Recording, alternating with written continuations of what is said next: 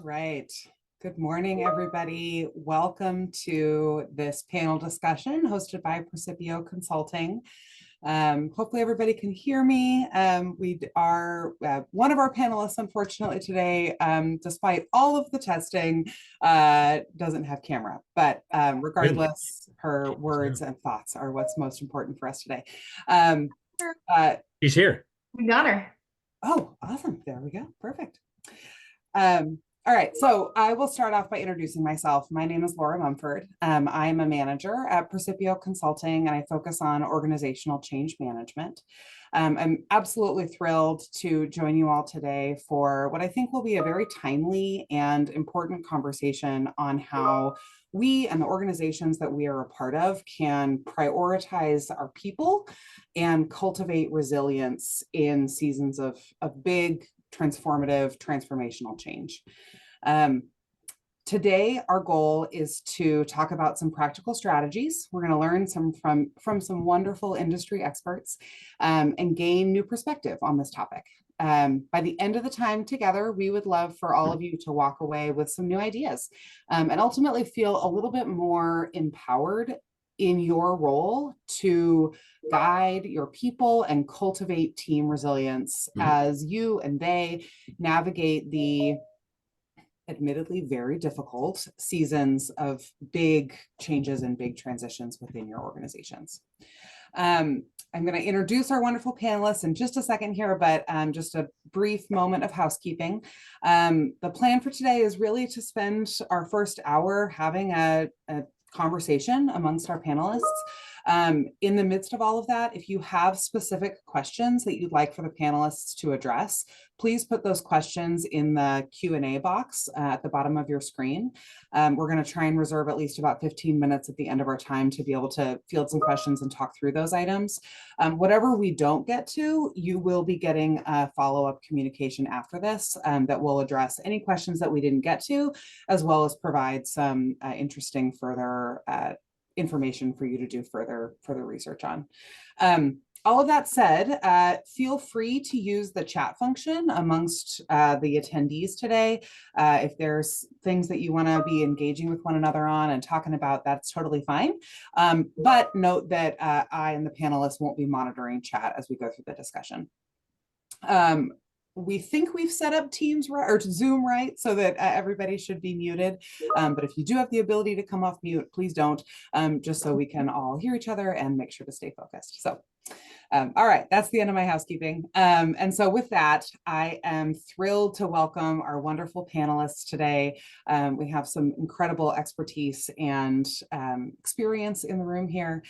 First and foremost, Lisa Hovey is a seasoned chief of staff and consultant for high growth startups, partnering with CEOs and executive teams to navigate critical growth from seed stage all the way to IPO. From rapid growth strategy and funding milestones to M&A to business transformations and reorgs, she has helped organizations navigate all aspects of large-scale change. So super excited to hear about your experience, Lisa, and pick your brain. Bill Hefferman is a resiliency expert, so he is right on topic for us today with 30 years of experience. Bill is also a consultant and leads teams to greater resilience with a real focus on the neuroscience that backs the concept of resilience. So all of those neuroscience-based principles and practices, we're excited to hear your perspective today, Bill. And finally, Irene Barnett has 30 years of business, project, and team leadership experience across multiple industries with a focus on creating solutions that empower people, business, and technology. She has worked with Fortune 500 companies, as well as nonprofits and educational institutions. So super wide-ranging industry experience there.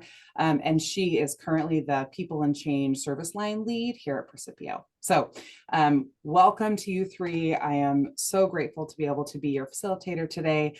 And to kick us off, I wanted to start with just talking about the concept of resilience as a basic term. And Bill, as our resilience expert, I'm going to point this question to you first. Help us frame resilience for this conversation. What does it mean to you? Why is this important as we talk about seasons of change?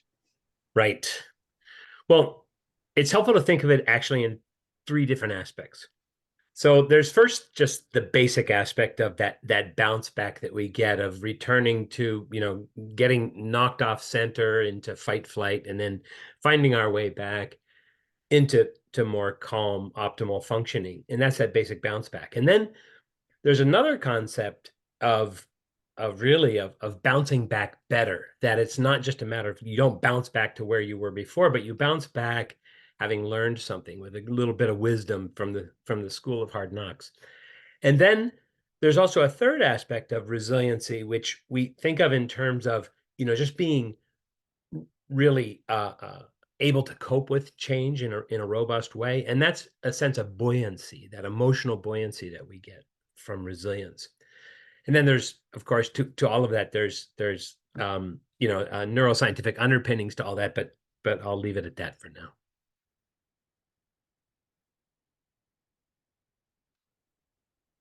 Sorry, I'll just stay off mute. Lisa or Irene, anything that you would add in terms of, as we're talking about these major transformational changes for organizations, why does resilience matter? Go ahead, Lisa. Oh, perfect. Yeah, I mean, again, there's so much change. It's a constant right now, and an organization is resilient when it can get to the other side of those challenges together. And like Bill said, it's not just bouncing back, it's how do you come back, but also use that to be able to grow and thrive, and still, not lose your culture and achieve your goals and still be able to move forward in a changing environment.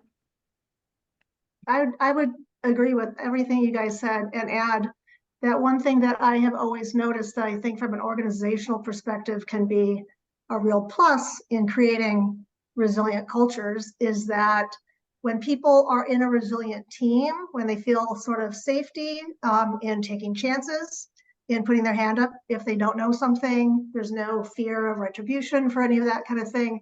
You create this level of collaboration that creates an enormous amount of creativity and innovation with the business.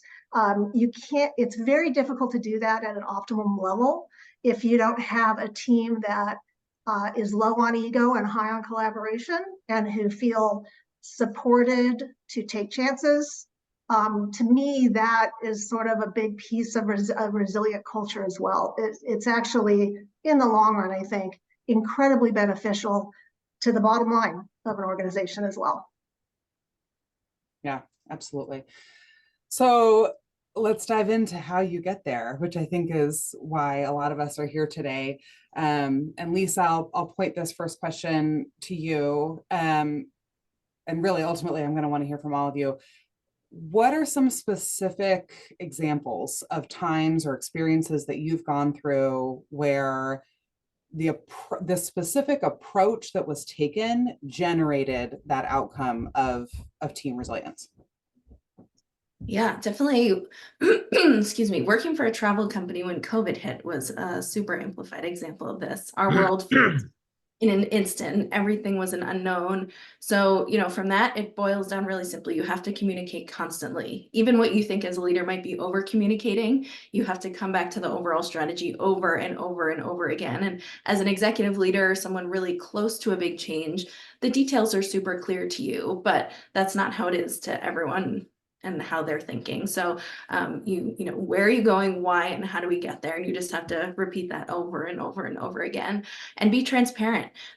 People are very good at sensing if you're being transparent, if you're being authentic. You need to tell the truth, even if it's that you don't know the answer, especially during COVID when there, was a ton of unknown. It's not like we had the perfect map, but you have to be super clear about what is unknown, what we do know, and how we're going to get there, and to build that trust in a safe place. And then as part of that, owning your missteps. You won't do the right thing all the time. But have retrospectives often out loud to your teams. What didn't go well? Why? What are we going to do differently so it doesn't happen again? And in the instances where it hasn't gone well, there hasn't been a willingness to be transparent, communicate often, and be super honest about what didn't go well. If things get bottled up and pretend issues don't exist, there's going to be a breaking point, and that doesn't set anyone up for success. So there really needs to be that culture on focusing on solutions and not blaming or complaining. It's looking ahead and how are we going to get there together. On a follow-up question, I think that over communication piece is so important. In your experience, at what level does that communication need to be generated from, right? As organizations vary so widely in terms of how big they are and how many levels of middle management there are, how do you garner kind of that core messaging, and where does that need to come from in order for people to receive it well?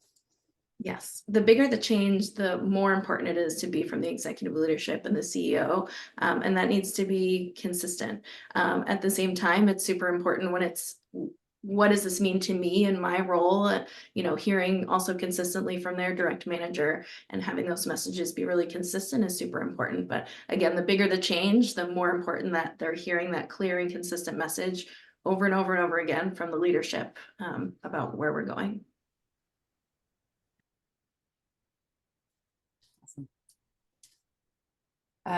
Irene, any examples that you'd like to add in terms of where you've seen this done really well and why that approach worked for that point in time? Well, I think really COVID thrust us into a level of needing to look at things differently than definitely we were before. What we might call a resilient team before COVID is a different kind of looking team after it. The lessons learned were huge. I mean, Lisa, kind of similar to you in a way. I was in education when COVID hit. I was at Seattle Public Schools, and the culture there, I wouldn't call it. I don't know that I could say whether it was necessarily resilient to start with or not. It's a very specific kind of culture in public education, and the instant change that had to happen from a very in-person culture. Very structured, a lot of very long-term people on the teams, to this absolute emergency that they were having, and how to learn to communicate via virtual teams and things like that, how to be productive. It was sort of odd in that we had to make such a huge adjustment so quickly to keep the wheels going at all, that everybody knew it was sort of a stop and start all over again. All the things that were happening before, we weren't probably going to call on most of that stuff. So it was an oddly easier in a way, I think, to start from scratch in that way. I mean, I wouldn't wish this upon anybody and trying to build their resilient organization that they would have to throw everything away and start over again. But it helped the people on the team sort of get their mind around it very quickly. And it was almost like the blame for it was outside of the organization itself. And so it was a lot of work, but I was unbelievably impressed at how quickly people were, that you would never expect, were into the idea of communication styles, and let's have a whole day of figuring out how we're going to communicate with each other. These are technical people, IT people, who generally that's just not the way that they operate. They were all using the jargon from the soft skills training, like in meetings. And so it was a great experience in really not great circumstances to pull that all together. But it also speaks to the idea that while you don't have to throw out everything you've done before, if you position it and everybody has to be on the same page to move forward, that regardless of the situation, I think that you can get very good outcomes from it. Everybody was really into it. I mean, and that surprised me, not gonna lie, it absolutely surprised me with the culture we were walking into. Bill, anything that you would add in terms of times when you've seen it not go well? What are the strategies that an organization has tried that don't lead to the right outcomes and don't get you to this resilient, happy, cohesive team? I think let me actually just start by adding one more thing in terms of what worked particularly well, and I really like what Irene and Lisa both had to say, because in many ways, good change leadership, good change management is really that also fosters resilience and adaptability in the workplaces. That's what it's designed to do.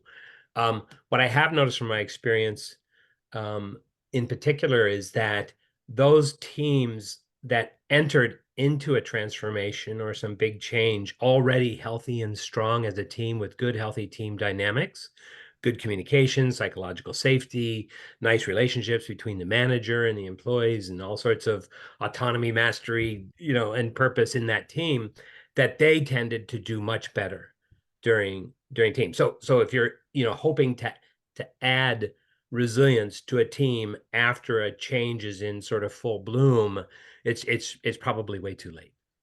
And then the other thing is that working with, because of the importance of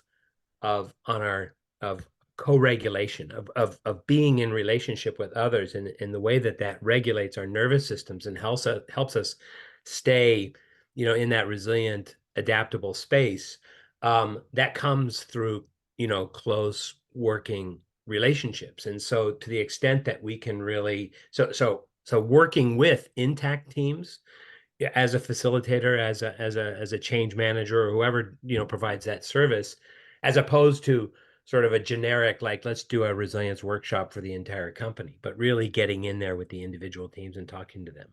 And so to answer your other question about so what hasn't worked, I think sort of broad brush stroke, there's some obvious things of telling people, why do you think they call it work, and why do we pay you, and just get back to work, and there's sort of the classic things, and then the the adage of open with your heart and follow with your head.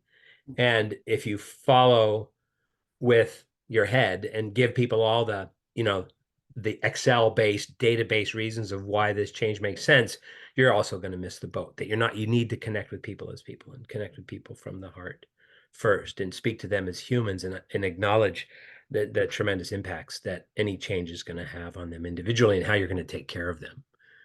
Sort of a Maslow hierarchy of needs. So I'm thinking back to Irene's example about Seattle Public and everything that you just said, Bill. It sounds to me, Irene, like that was not a team that was high functioning and like entered into the COVID reality set up for success.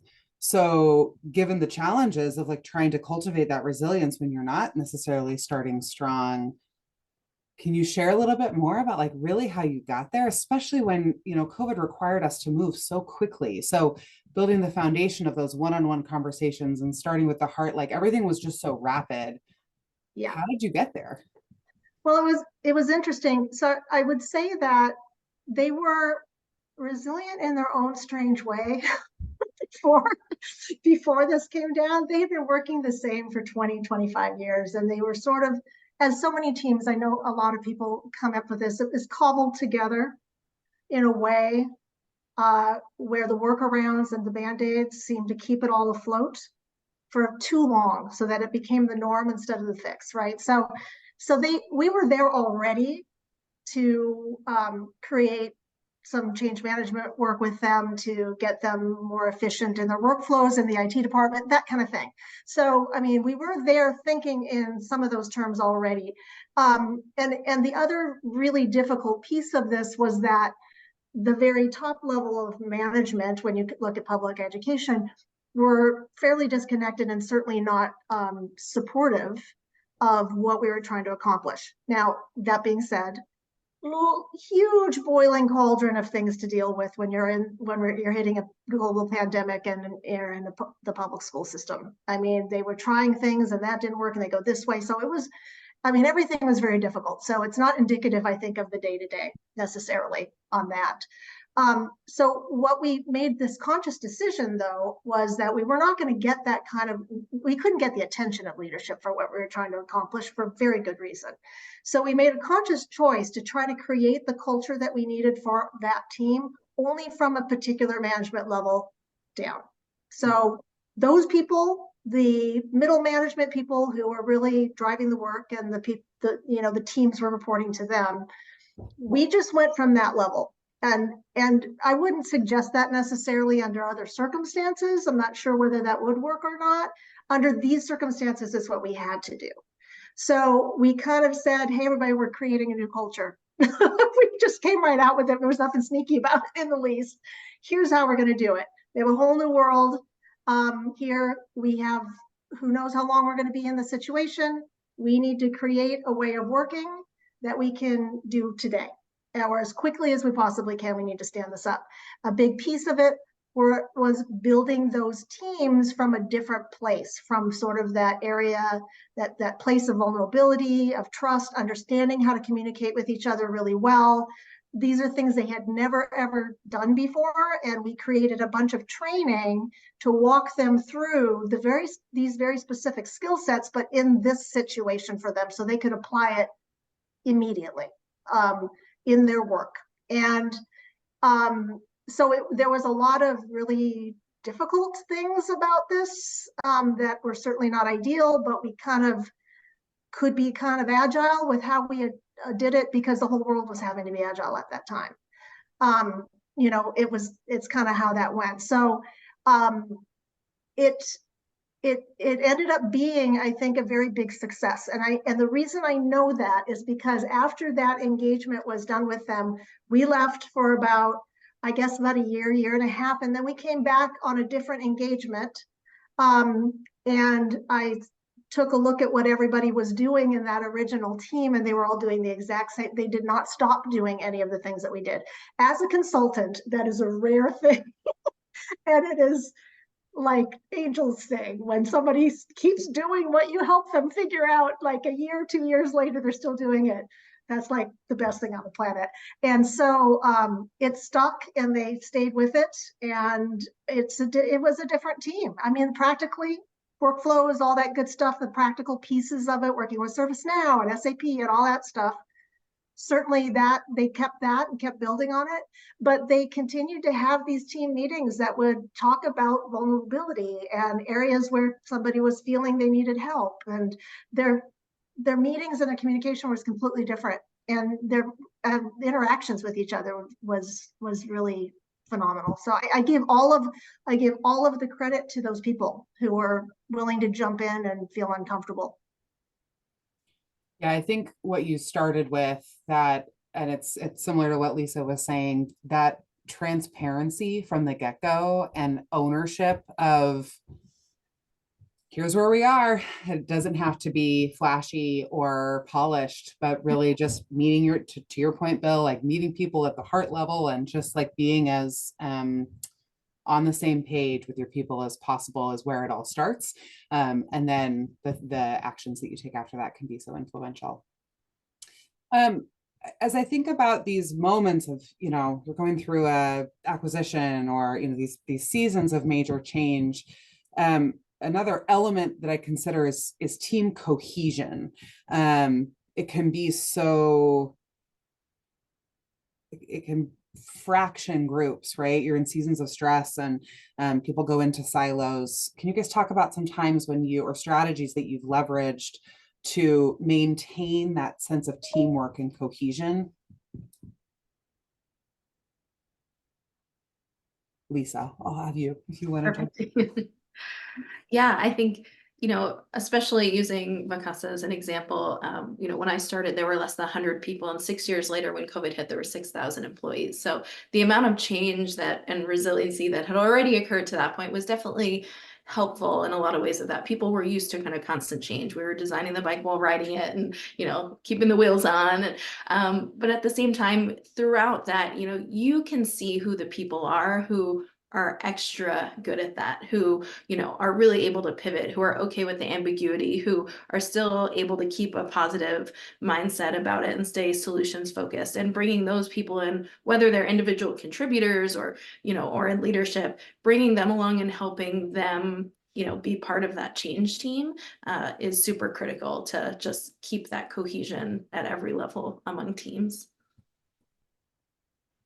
Yeah, I totally agree with that, Lisa, because I think it, you know, we look into in sort of the traditional change management world, we talk about, you know, change advocates, and you find your change champions in that. And I think that that's really a great thing to have when you are building a resilient team, is to find those few people who are really embracing that and where it feels very natural for them. Either that, you know, this resiliency and this idea of vulnerability and taking chances, that's a very, I mean, that's a personality, you know. Bringing those people to the forefront on the conversations and helping them understand how to help others along where that's not as comfortable a place, or their history with teams has not really bred a lot of trust that these things can actually happen and work. I think that's a really major step in kind of starting to launch that cultural change, for sure. Bill, I'm curious to get your, and this might be a ball of wax to unpack, but from your neuroscience perspective, in terms of kind of identifying these people, who they are, just like change champions, they're a natural fit to kind of fit into this. Yeah. What's behind that? How do we cultivate that? How do you find people who are kind of fit that mold? You know, it's largely a question of if you can imagine, one of the frameworks I like to use is this idea of a visual metaphor of a horizontal line, and that if you're above the line, you're in that zone of resilience, that optimal functioning. You feel, and that's really brought about through a sense of safety and connection, and psychological safety and connection. And there's different ways that we get there to that sense of safety and connection. And then when you fall out of that nervous system state of safety and connection, you go into fight flight. And then if you fall out of that, you go down into freeze and shut down. And so people whom you notice are pretty adept at bouncing back from those states of fight, flight, freeze, and getting, it's not that they're always positive, because that's just not realistic. We're human. And so we all go down below the line, but resilience is really, neuroscientifically speaking, is that capability to bounce back neurologically. And that when we get stuck below the line, because our nervous systems are kind of geared that way or tuned that way through some trauma in our life or something. But there are those people in your team that you'll see that you say, who are the most resilient people in this team, and you could probably at least pretty closely identify who those people are, who are the more resilient, those people that are more adept at bouncing back. And so you cannot co-regulate with another individual into that upper above the line space unless you yourself are there as well, or at least have enough of that going on. And so those people who are good at connecting and helping others feel good and helping others feel positive and safe and connected, those are the people that are in a position, both from a nervous system perspective and also from a reputation perspective, that are probably most likely to be your change champions. Yeah, so many questions, but I will move us on to the next topic, even though I would love to ask a follow-up on that. Well, and maybe this is a nice transition, actually. So I think I want to talk a little bit about tools. What's in your toolkit to be a leader and to navigate people through seasons of change? And actually, it is a perfect transition. So you mentioned, Bill, like, you can't help someone to move out of that fight or flight state if you're not yourself grounded. So what are some of the tools that you use or you've seen really effective leaders? Because it's stressful to be a leader in the midst of navigating these things as well. How do you get yourself to the right headspace so that then you can lead your people through it as well? I think, and this is why I sort of emphasize this. It's not just the science interests me, but I think there's a reason why I help. I use a lot of that information distilled into understandable bits for leaders to be able to, so they can see the mechanism and the importance of it. That it's not just some HR woo-woo kind of stuff, telling them to be nice with one another, but that there's actual, hard science behind it, and why. And so that can be, it's I love working with engineers for that reason, because if you actually explain these things in some pretty evidence-based ways, that they'll tend to go along. So I think that's one thing. And I think, you know, doing work with leaders directly on their ability to put on their own oxygen mask first with, there's tons of methods that we teach them, about how to do that, about how to be an expert operator of their own nervous systems, and to emphasize that they need to be in that state of safety and protection, or safety and connection, if they want to be able to do that for the other people in their organization. Lisa, what would you add? You've been the leader, you've been the chief of staff, having to put on your own oxygen mask. How do you do it? How do you manage your own response in the moment?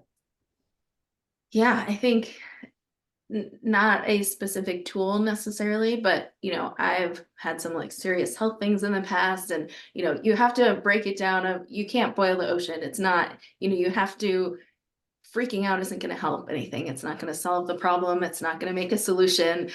So really, thinking about, okay, I'm here now. I have to get to over here. And what are the steps that I can take every day, with my team, with myself, that are going to get us there, just a really practical way, and just trying to, just take that deep breath and not turn off the emotional side of it, but realize, again, the freaking out isn't going to solve the problem. So how do we get from point A to point B, in a way that we can break down into smaller bites to make it not seem so overwhelming? Mm-hmm. Irene, anything you want to add on? Yeah, from a tools perspective, what I find has worked for me in the past is to take tools that I might not generally use for either change management or team building or any of these sorts of things, but rework them in a creative way. So for instance, I was with a client at one point where we were doing something very similar, where we wanted to get a team culture established and understand who they were, and we sat down and we created a charter. We just did a team charter to talk about who we wanted to be, what was the culture going to be like, what did that mean, and establish a North Star, so that we always knew what we were driving towards, even though these are the specifics of the work that we do every day. But here's the definition of our team that we want to always remember, that this is what we've all agreed to, that we've all agreed to work in this way, so that it's there. And I mean, it reminds me of when my kids were little and they would do the classroom rules of engagement. Like second grade. I mean, it sounds sort of trite, but it's weirdly effective to remind people that we all said we were going to behave in this way. And so therefore, this is what we're going to do. And we've talked about it, and we're all on the same page. So that's one thing that normally when I think about doing a team charter, is not necessarily in that kind of quadrant of work. The other thing that I have, since COVID in particular, and that experience at Seattle Public Schools, so the Hudson Institute, I'm sure a lot of people may have heard of them before, but they're a really amazing coaching institution. And they have this quadrant of transition that can apply. It applies to career transition. Where are you in your career in these 4 quadrants, but also life in general as well. It isn't necessarily that. But I now take a look at some of the people that I work with on these engagements, and I wonder where they are in the quadrant a little bit. And the quadrants, I wrote it down because I remember it, because I actually use it all the time. It's the go for it quadrant, the doldrums, cocooning, and then getting ready. So it's sort of this really natural progression in a career, and it's how you build it. You have those moments where you are really, really engaged, and all your energy is going in it. You got a lot of excitement about what you're doing and what how you want to progress. ultimately you will tap out on that, and human nature dictates, and Bill, you can jump into this too, but human nature dictates that you kind of, at a certain point, you calm it down and you start to question, okay, well, I've done that, I've accomplished that, now where do I want to go?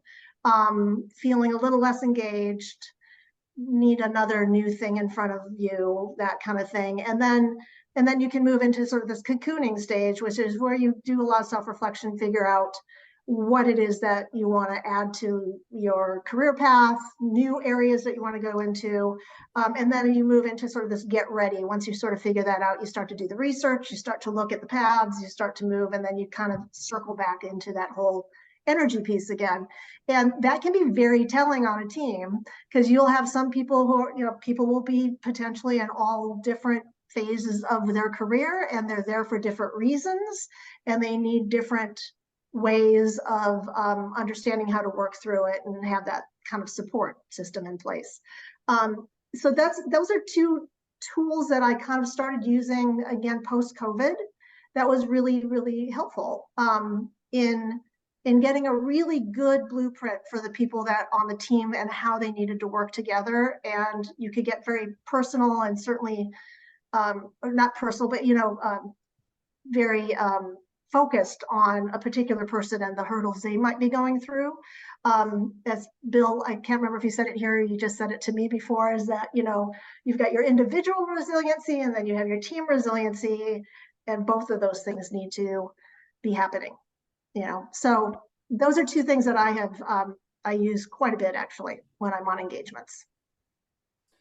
And I think this will be a great thing for us to kind of catalog and make sure that we're sending out to folks, is these really tangible, practical tools that you can be looking at, because getting out of your head, right? Putting on your own oxygen mask partially is like getting out of your head, putting things in writing, and giving yourself a different lens to be able to approach it. So we'll definitely make sure to share out with all of you some other examples of those tangible toolkits. But one thing you said, Irene, made me think about just how much has changed in the last 4 years, and how the needs of people have evolved so much, whether it's hybrid work environment or health safety. I mean, there's just like so much that has changed. How have all of you had to adapt your toolkit, and what are the biggest sort of changes to resiliency that you've observed as a result of this crazy reality that we're all in? I know for me anyway, you just have to have a lot more, I mean, a lot of us in this industry, I think, have a tendency to look pretty humanly at some of this stuff. It's sort of, where the human side, or the people side of business is sort of the thing. However, I do think that there are, to your point, so many different nuances now that weren't as prevalent in the workplace before. So I find that my armchair psychology side of myself, which is, I always figure I maybe thought to go the wrong direction with my career. I'm fascinated by that more so now than ever before. And because the situation that we're in, and these giant changes, you're seeing so many people react in so many different ways to, they're all having the same change. They're all having the same stuff. The reactions to them are incredibly varied, which is why I kind of like to take a look at the individuals a lot, and able to kind of help understand what they're experiencing compared to what somebody else may be experiencing.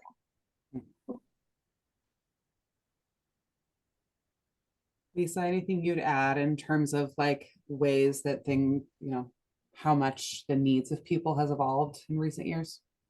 Yeah, I think just the remote hybrid aspect, it just amplifies, you have to be so intentional about it. It has to be just that much more communication and that much more reassurance, and making sure everything is clear, and also making sure you have communicated things in a bunch of different ways, in written form and visual form. What are the ways that are right in front of them as they're sitting just at a computer in their desk that still can keep things top of mind for people, just having that be more amplified. Mhm. I think also what's been particularly notable since the start of the pandemic in particular is the incredible increase in mental illness around the world, with increases in tripling of anxiety and depression in the world, and the challenges particularly of the younger generations who, gosh darn it, had to go through high school and college all during the pandemic, and now they're thrust into the workplace and they haven't seen a human being, been in 3D connection with a human being very much in that time. And so when you look at the need for people to feel safe and connected in order to be in that above the line, resilient, resourceful space, that optimal human functioning, it's an uphill battle for them. And so I think the thing that has changed is, it's no longer just this sort of, it never really was just a nice thing to do to actually pay attention to the human stuff, but now it's even more of a business imperative. It's like, no, now we really mean it. It's like, and it's tough because of the hybrid work environments that we're still working in. That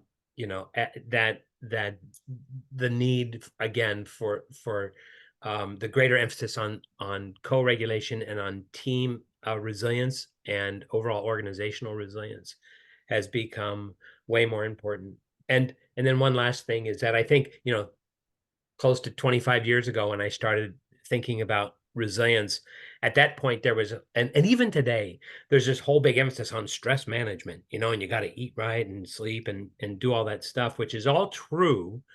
But it's really just so much not enough. And telling somebody who doesn't eat right and go to the gym for an hour and a half a day to go start doing that is sort of ludicrous anyway. And that there is really these micro resilience practices, moment to moment, in our moment to moment interactions that are really most important and most implementable and feasible to most people in the world. Mhm.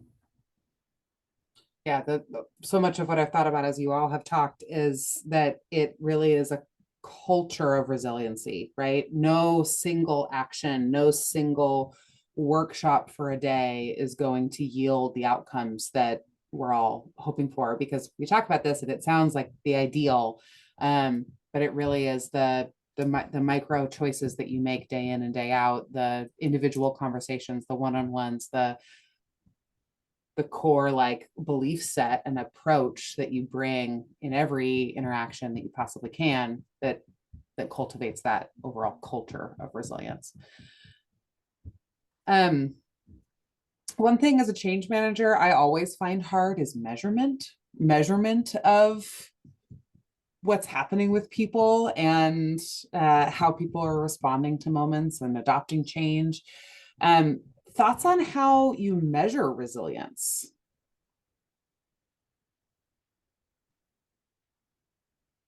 I think Bill is going to have the best answer to this. I was holding off, but if you, I can jump in. I saw you doing that, but I think you're going to have some really good info here. All right, I'll do it. So thanks for that setup. So one of the major frameworks that I've developed and designed over the years, and it's empirically based, et cetera, is these 7 C's of these resilience factors of wait for it. So here, calm, compassion, challenge, capability, control, connection, and commitment. I'll provide some resources on this for people.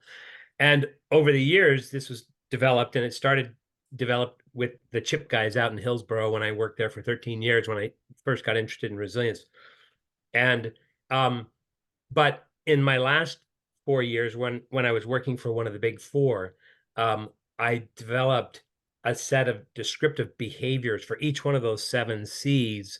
What are the leadership, particularly the leadership and managerial behaviors that they can demonstrate that would either help or hinder resilience and adaptability in those teams? And so from that, working with some other survey experts and statisticians, developed an instrument called the LRQ assessment, the Leadership Resilience Quotient Assessment, that measures 4 behaviors for each of those 7 C's, so a total number of 28. And it's not just for leaders, because you could use that same assessment instrument for saying, for getting feedback from team members. Does my leader do these things, or does our team do these things, et cetera. And I'll provide a link for that, but it's out on my website, billhufferman.com, LRQ assessment. Anyway, so it's there. But there's other measurements as well, but that's probably the one that Irene was thinking of. Awesome. That's great. I look forward to looking at that. It's really cool. I was going to just really quickly add on to that, Laura, a little bit in that deciding to be a resilient culture or to create a resilient culture is an investment. Leadership needs to invest in it. And as such, absolutely, you need to be able to track it, understand whether you're being successful at it. If you're not, where are the gaps? And it's a long-term, and my battery's going out now. I've had nothing but issues. But it's a long-term investment that doesn't happen overnight, and that requires ongoing babysitting and creating a lot of interesting and new ways to present it, and moving people along slowly but consistently over a long period of time until it's a no-brainer and you're not thinking about it because you are now in a culture of resilience. But that feedback's imperative to know whether you're hitting the mark or not. Otherwise, you're just saying, okay, we're resilient, and then thinking that makes it so, and it never will. That will never actually end up being truly a resilient culture. So that those feedbacks in however it works for the company, along with some of the stuff that Bill was saying, I think are really great starting points to understand where you're tracking. Yeah, that's a really good point. I did just get a ping from our host in the background that we've got some excellent questions in the Q&A that we want to try and cover. So I'm going to pivot us over to answering some of our audience's questions a little earlier.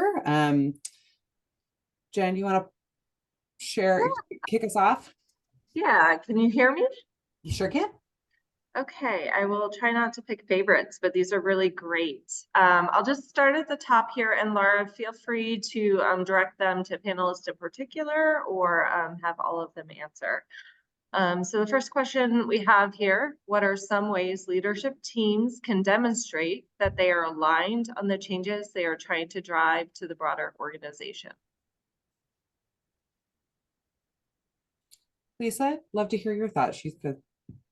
Yeah.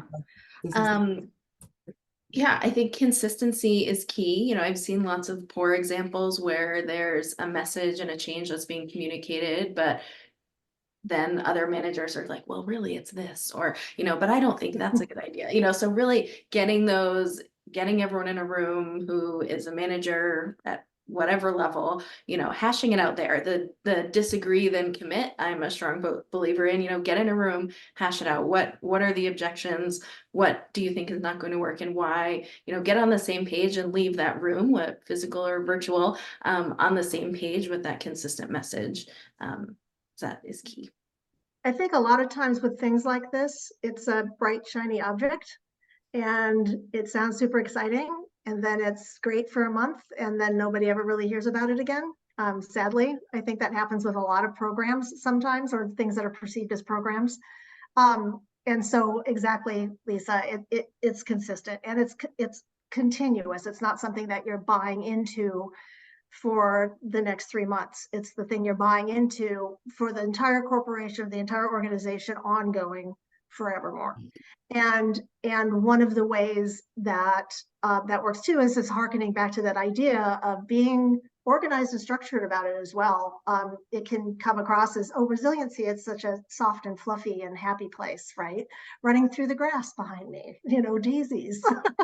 But there's very, very specific structured ways of making sure that these things roll out in a way that is that's going to stick to the wall, and so I think that building that charter for the whole organization, that this is what we're going to do, revisiting it on a regular basis, making sure it comes up in all hands meetings, whatever it is, it's a part of the whole picture. It shouldn't be something that's a separate program.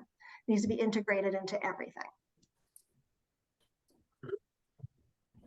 I think one additional thought that I had here was that so talking is one thing, but demonstrating is another, and really role modeling. And so to have those leaders show up and actually not just, talk the right talk, but walk the right walk as well.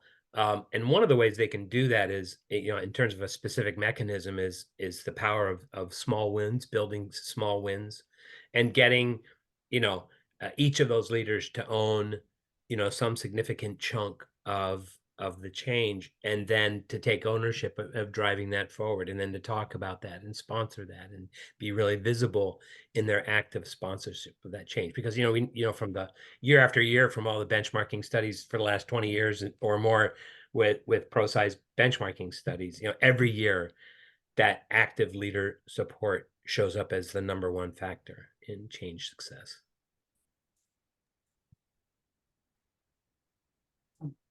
Jen, you want to take us to our next question? Yes. So obviously Portland market has been hit very hard with recent restructuring layoffs happening. How do you help your teammates transition from grieving and waiting for the next shoe to fall to moving forward, especially when the future is still unclear?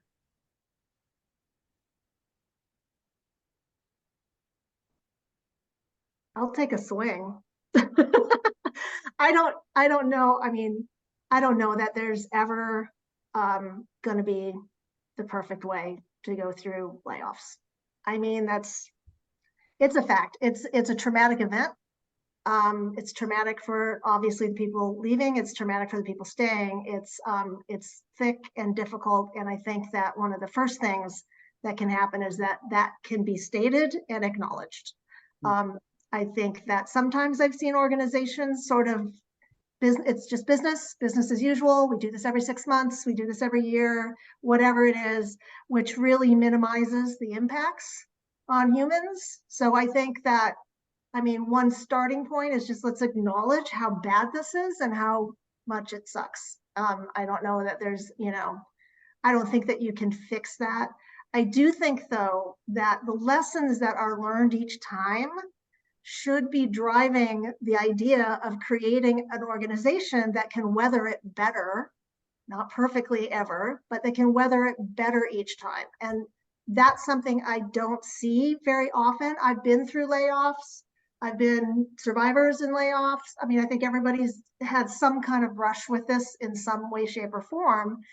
And I feel like it's the same thing over and over again, and that there isn't enough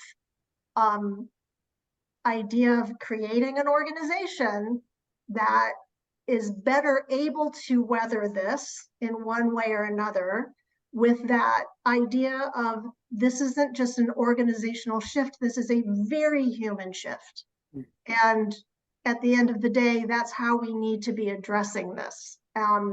I don't know if it's getting HR trained in a different way. I mean, it's going to depend on the organization, leadership, most assuredly, and, managers and peers. I mean, I think that everybody needs to, and you don't want to just become resilient because you don't want the layoffs to hurt next time it happens, right? I mean, it's a much deeper fabric than that.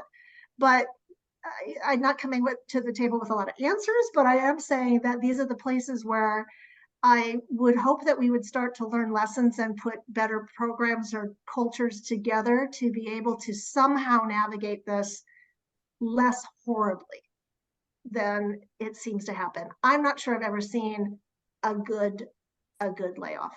I don't know if that's possible. If it is, and people have gone through a good layoff, I'd love to hear about it. I got one. Good. So back at again, those household name chip guys out in Hillsborough. So back in, I think it was in the financial crisis of 2008. Now I sound like an old guy. Back in the financial crisis of 2008, and at that time, they decided strategically we need to keep going on development of our technology but production, demand for chips is down. And so they had to downsize a lot of factory workers, people who actually made the chips, and to the tune of like 1,000 people. And the thing that was really beautiful and remarkable in that there was just one particularly humane leader, very sort of unlike a lot of other leaders in that organization at the time, who put an incredible amount of energy into supporting those people who were losing their jobs, in finding new jobs, finding temporary positions inside the company. They set up a program that allowed these people to actually earn money working for nonprofits, completely unrelated to the company during that time. And so with a lot of transparency and a lot of, hey, we're really trying to do this. And in the end, they ended up finding positions or finding gainful employment for I don't know, it was like 600 of those 1,000 employees. And I've heard of other companies where, again, they got everybody engaged in the issue of, hey, we have this many mouths to feed and this much food on the table and this much food coming. How are we going to do this? How can we do this to best support everyone?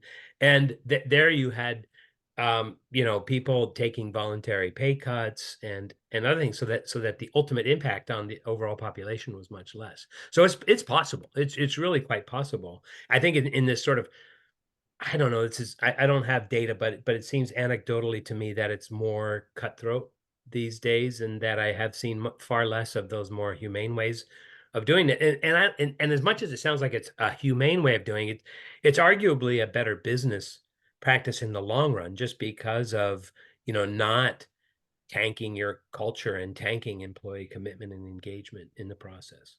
Bill, do you think that those organizations had a fair amount of resiliency in their culture to begin with? I'm curious as to, I mean, that one person sounds like they definitely were tapped in well. I'm just wondering about since you were there, the dynamic and how that you think maybe played into it being more successful.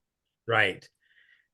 This company was obviously operationally excellent in many ways. And there were over 120,000 people worldwide, and so there was a great variance among where you did have, but I would say that the more sort of people oriented tech leaders were sort of purple unicorns.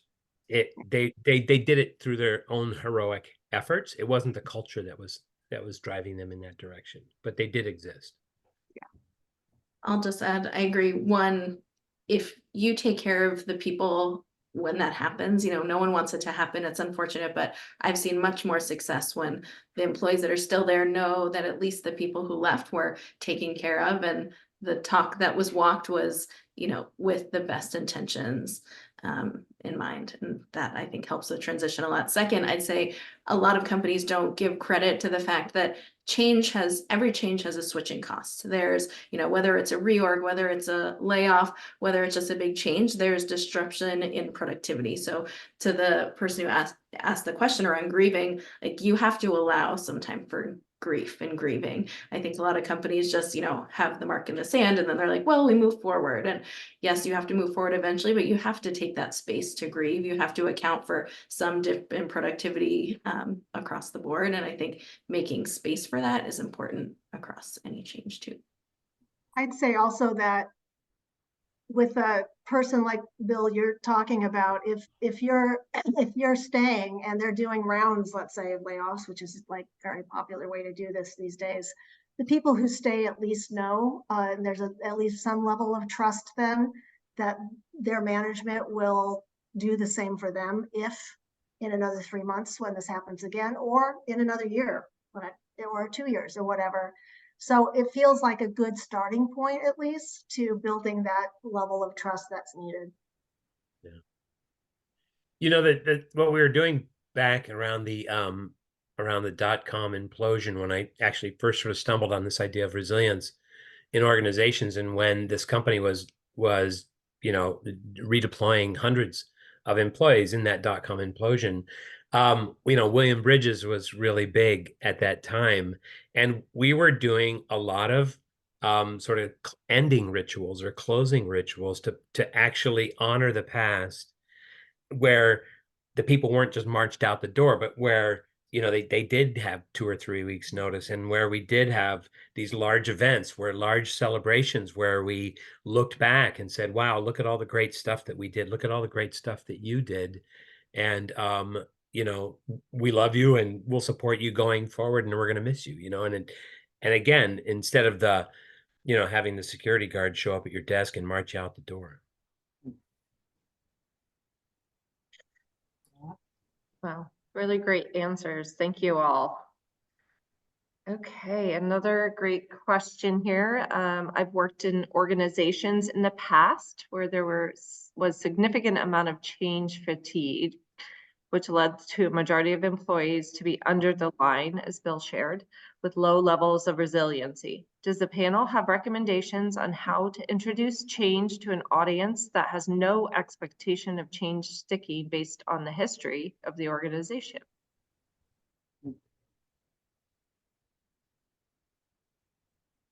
Well, I'll speak to it because I have a current client where this is the case.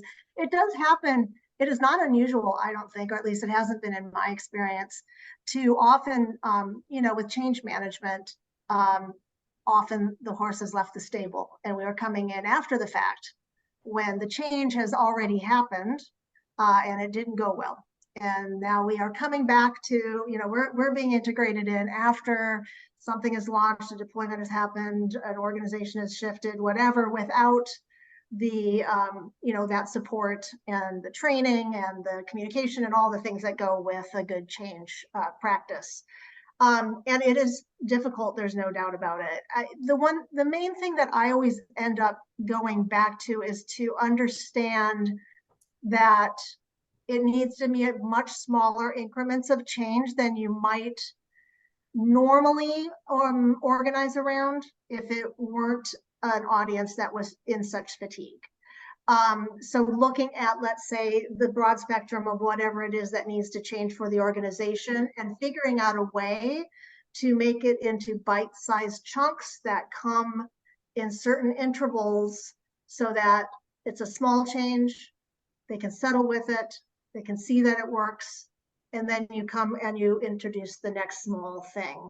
And what I have found happens when you do it very mindfully that way, also with, again, honestly saying, we understand that you're sick of all of this and you don't have a lot of faith.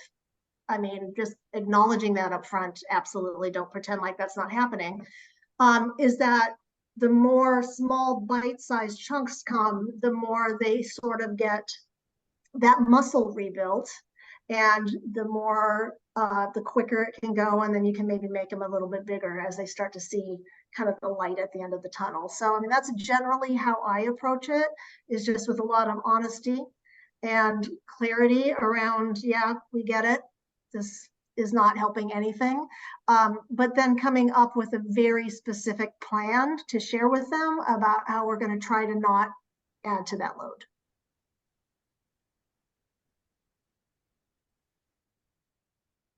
Okay, Lisa or Bill, do you have any thoughts you want to share, or should we go on to the next question? No pressure. Okay. Oh, I want to hear from Lisa, and then I have just a small thing. Oh, yeah, I agree with everything Irene said there. I think also, if you're at that point in the organization, having some pretty candid conversations with leadership of, you know, this is how people are feeling. This is the sense that I'm getting. There's been, you know, X number of these that haven't gone well. What are we going to do differently this time? That is not just going to be saying this time will be different, but what are we going to do as a leadership team to actually make this stick and to show that this time is different? Because without that, you'll just get stuck in another unsuccessful loop. That's great. I think going along with this is, again, the small wins, planning for small wins is big. And then kind of as well, and this doesn't answer so much the question of the believability of like, why should I believe you now? But when you do have so many, when you look at that heat map and you've got like so many different initiatives hitting so many different stakeholders in so many different ways, being able to knit those together with a broad vision and said, so this is, yes, it looks like there's a million things, but actually it's, it's actually three things that ultimately flow into one thing. And that's where we're going with this. So to give people that context, so it just doesn't seem like it's, oh yeah, here we go on another, another little change adventure. Yeah, I love that, Bill. I think like when organizations pull all of the pieces together and help their people feel like I'm a part of this arc and this trajectory that we're on, it all just makes more sense and feels more approachable. Right. And to help people see that line of sight, between what, it's like the number one driver of employee engagement is that seeing that connection between what I do on my day to day and what the organization or my team or my division is trying to achieve. Okay, next. So we, typically in business, you can put incentives in place to reward performance. What are some incentives that leadership can put in place to reward resilience?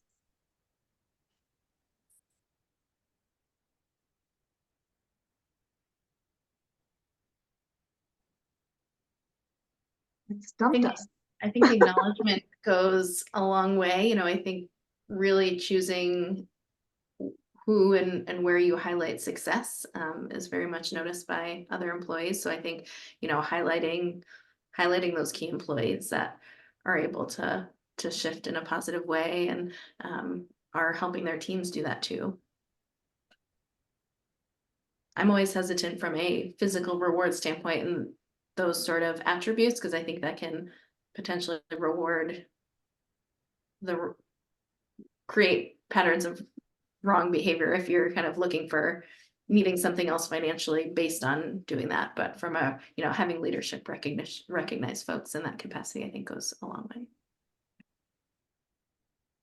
Yeah, I agree with that. I think that, again, it's sort of creating that culture of kudos and calling people out when they have done something special, and also how those behaviors are working towards that kind of North Star that everybody's trying to work towards, building that in as a regular cadence of just being able to call that out. Because a lot of times it's difficult also, to your point, Lisa, on incentivizing some of these behaviors. It can almost breed a little bit of competition, which is the opposite of what you want to be going towards. You want to be going towards a collaborative team dynamic.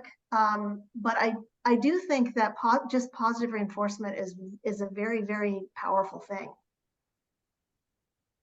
I think it's also at the same time, it's as equally important to acknowledge team behavior. So instead of, because when you call out individuals and you've got 25 people on a team, you might end up calling out 4 individuals and leave 21 saying, what am I, chopped liver, And so then to talk about team behaviors and the way that people are supporting one another and the way, and that you're noticing that is also incredibly important. Yeah. Well, we are just about at time, so unfortunately I will have to be the killjoy and wrap us up for today. But I just want to say thank you all so much for being with us today and for engaging with us on this topic. We hope that you took a couple of nuggets away and have ideas or just feel that much more inspired to prioritize and value your people in the midst of these moments of change. I think one of the biggest things for me, big takeaway, is that this is something that we have to stay committed to and prioritize every day, and continuing to show up and meet people at their heart first and their head after. So again, we will follow up. We'll send an email with a number of different resources, some specific tools that you can use, those 7 C's that Bill talked about. And just thank you so much for being with us today. And we hope you have a wonderful rest of your day and weekend. Have a good one, everybody. Thank you. Thanks, everybody. Thanks, everyone. All right. Bye-bye. Bye.